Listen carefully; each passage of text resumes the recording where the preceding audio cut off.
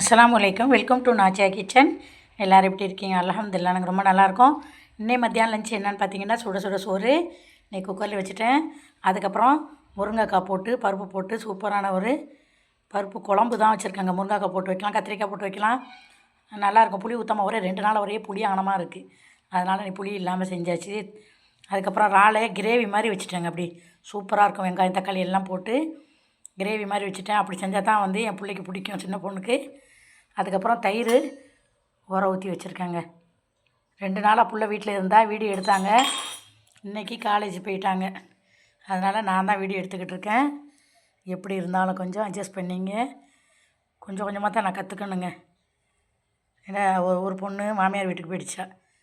அதனால் எப்போவுமே நம்ம பிள்ளைங்களே இது பண்ணிகிட்டு இருக்க முடியாதுல்ல. அதனால் நான் கொஞ்சம் கொஞ்சமாக ட்ரை பண்ணி பார்க்குறேன். இவன் வந்து காலேஜ் லீவ் வந்தால் தான் இவங்க எடுப்பாங்க. அதனால் எப்படி இருந்தாலும் வீடியோ கொஞ்சம் அட்ஜஸ்ட் பண்ணி லைக் பண்ணுங்கள், ஷேர் பண்ணுங்கள், சப்போர்ட் பண்ணுங்கள். அஸ்ஸலாமு அலைக்கும்.